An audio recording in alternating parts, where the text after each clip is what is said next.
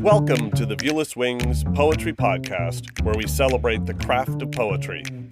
Each week we feature interviews with incredible poets, songwriters, and artists, including Olivia Gatwood, Safia El Hilo, Dana Gioia, and many more. We also feature periodic submitted poetry episodes. Visit viewlesswings.com to submit your original poetry.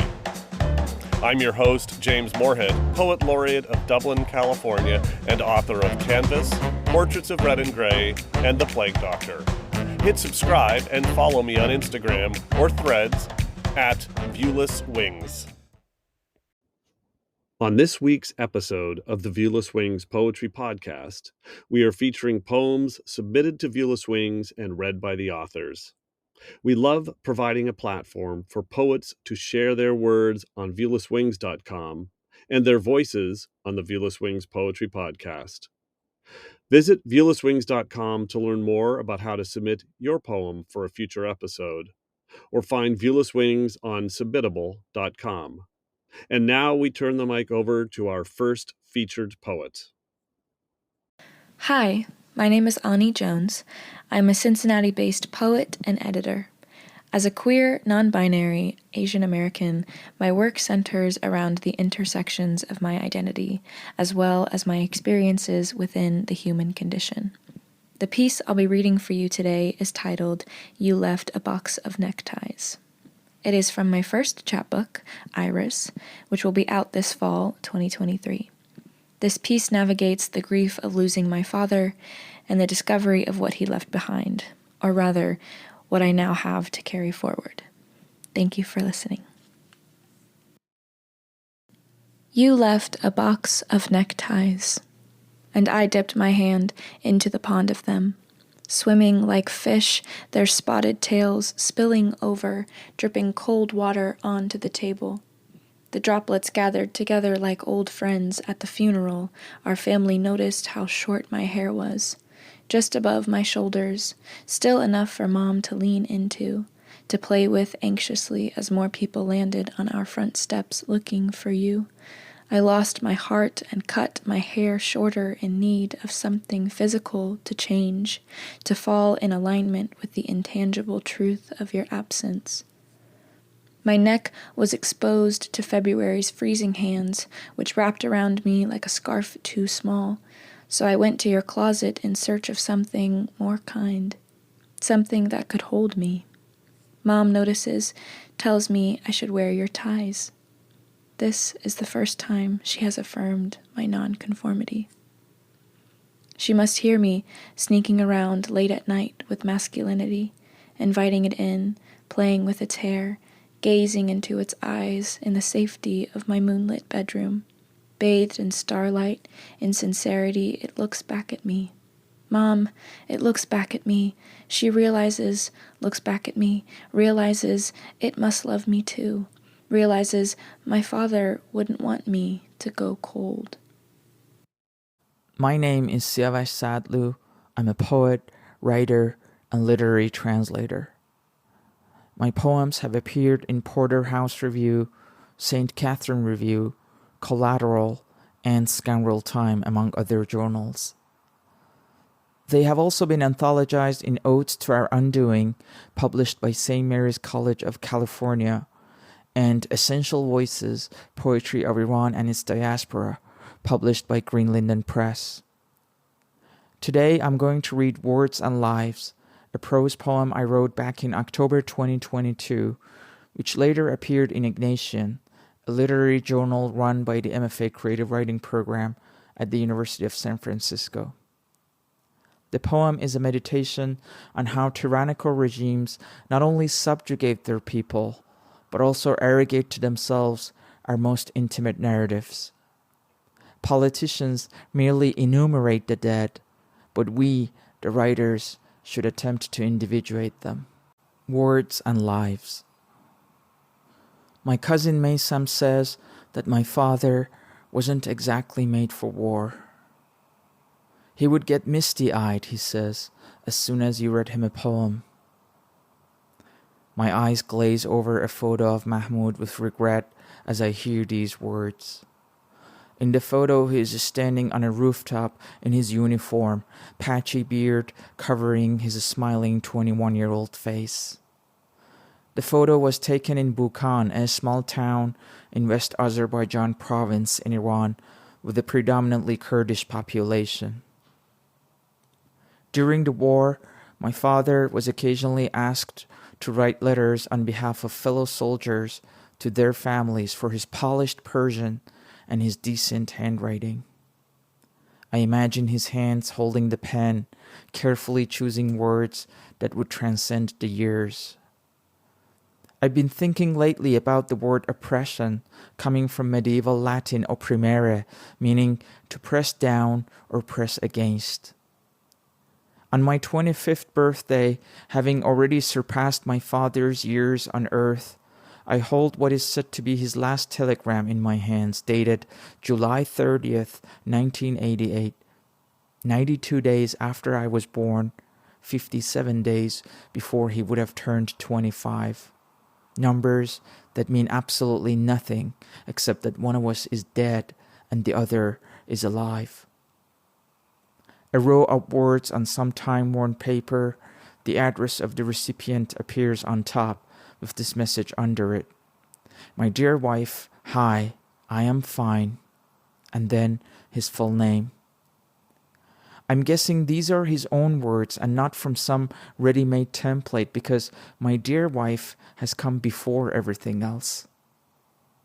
He was quite romantic, says Maysam. Whenever he visited us upstairs at the house and Grandma gave him an apple or a peach, oh, he loved a good peach, he would say, I'm taking one downstairs for Rezwan. He must have had the urge to live together with his loved ones.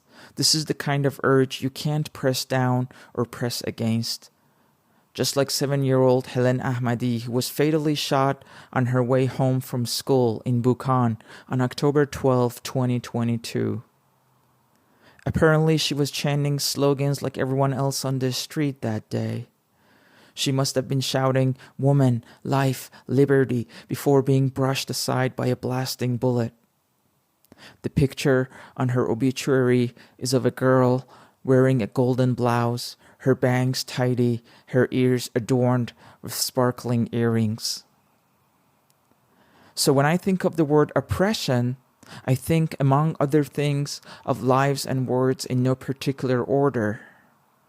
I think of all the many words and all the many lives that those in power deny us, that war and tyranny deny us, lives cut short, lips lopped off, words stuffed back in our mouths, words that we could have said or written, words to ourselves and words to one another.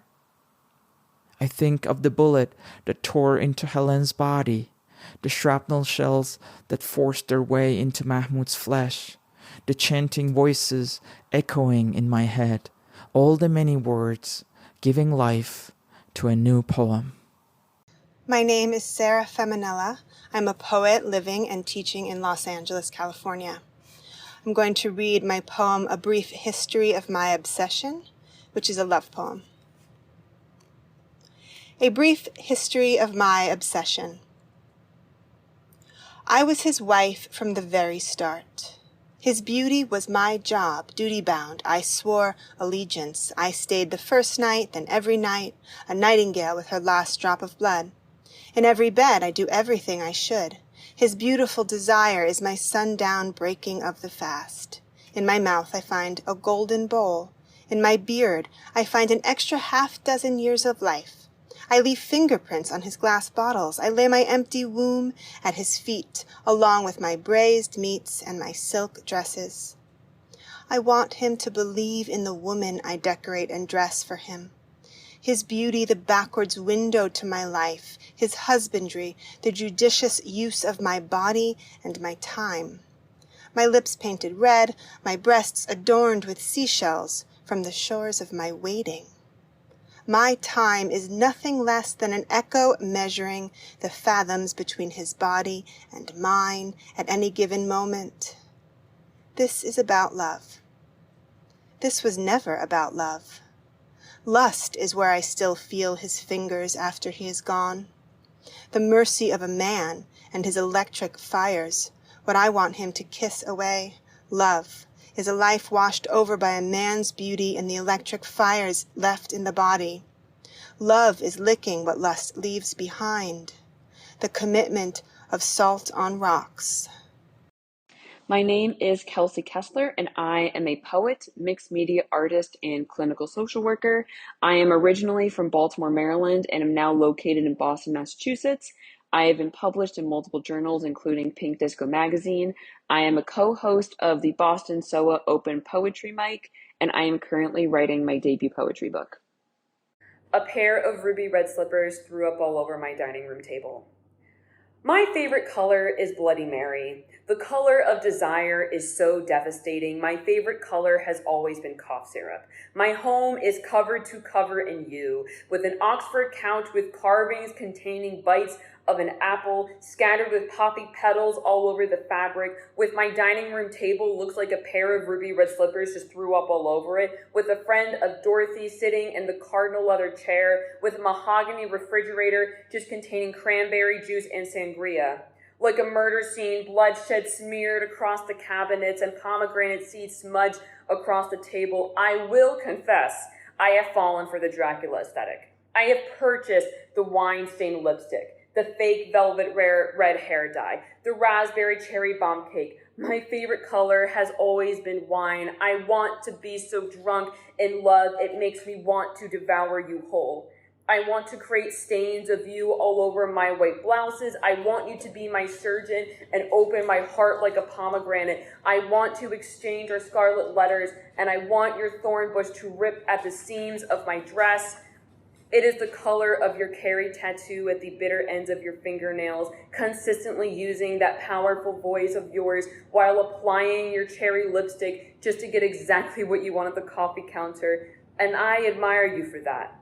I'm in love with the fact that all of our heartbreaks have began with you. I don't look for seal of approval within you. I don't believe in masculinity or femininity. I'm just intrigued by what they call you when you transform like a chameleon. Scarlet, crimson, carmine, flame, burgundy, coral, safflower, garnet, merlot, jam, maroon. I'm obsessed when you step in a room and everyone has some type of opinion of you. Trendsetter, you could be wearing the most outlavish outfit and everyone convinces themselves they're wearing that same outfit the next day. How you always have a gruesome response to any comment anyone tells you. How people want to pour you glasses of wine like they are under your spell. My unconditional lover. You are the highest craving, rare state cravings, widest love of my life. If you are my enemy and all my enemies begin as lovers, then I love you. Hello, Viewless Wings listeners. My name is Mary Ann Teft. I'm a poet and teacher on the Dutch Caribbean island of St. Martin. My poem, Astrolabe, was inspired by the 10th century astronomer Mariam al-Astrolabi. Astrolabe by Mary Ann Teft. Before I became a girl whose gaze searched for infinity, I walked with my father in the fragrant market, fingers interwoven like the knots of my mother's rug, eyes carefully fixed on the corrugated street that I would not lose my way among the spires that sliced the sky. Maybe you do not know my father named me for the sea and ancient river that cradle the once shining city of my birth. Among all the drops that fill the oceans of the world, I always knew I was beloved, for I was allowed to hold the universe in my hands and look beyond the circumscribed fate of those who would become our daughters, toward the place where you can read my name indelibly written among the stars. My name is Keith Gaboury. My poems have appeared in such literary publications as Poetry Quarterly, New Millennium Writings, and the San Francisco Public Library Poem of the Day series. I have 2 full-length poetry collections forthcoming from Kelsey Books and Falkenberg Press. I'm also the president of the Berkeley branch of the California Writers Club. You can learn more about me at keithmgaboury.com. My Blue Affront is a satirical, hyperbolic look at the gender color division that assigns pink for girls and blue for boys. When a San Francisco parent challenges the color division with her newborn girl, the poem unfolds with increasing levels of pressure. I hope you enjoy the ride. My Blue Affront. Flush out of Kaiser Medical, I'm a single mother, with Blue Jay's cerulean-clothed body, a twin to the sky's wavelength blue. On a Gary Boulevard block, a man fresh from the hospital, in dark denim jeans, blurts out words that cut. Your son is so cute. I have a daughter, and Blue Jay's XX chromosomes mirror each other like my delivery room reflection. You're hysterical. She must wear pink. I'll tape my pink invoice form to her chest. I step away across gray concrete, drive home on a parked line, San Francisco street. Hours later, under a baby pink sun, I dress Blue Jay in sapphire blue cotton. At Trader Joe's on Geary and Masonic, Blue Jay sleeps in a stroller, up and down winding aisles. Surrounded by colored fruit, a woman in a shocking pink dress stops us short. Your son is so adorable. I have a daughter, and Blue Jay's XX chromosomes sprout anew on their tree of female growth. You have a brain hemorrhage. She must wear pink. I'll squeeze a grapefruit's pink juices on her. In a maternal flight, I flee from this dripping sting. At Ace Hardware on 2nd and Geary, I look left, look right, in the paint aisle's color envelopment, for the perfect blue to paint Blue Jay's bedroom. We rush past the concentration of pink shades, where a childless heterosexual couple brushstrokes toward us. Your son is so precious. I have a daughter, and Blue Jay's XX chromosomes jointly sweep across their canvas. You're having a stroke. Do you need help? You need help. While the wife pins me back, the husband pries open a can of Baker Miller pink, douses Blue Jay, awake and wailing in pink engulfment. Now, to pay for our gender correction service, we'll accept one simple payment of your next born child. The Viewless Wings Poetry Podcast is written and produced by James Moorhead. You can follow me on Instagram, Threads, and YouTube at Viewless Wings. Hit subscribe to be notified of every episode of the Viewless Wings Poetry Podcast and spread the word with your poetry community.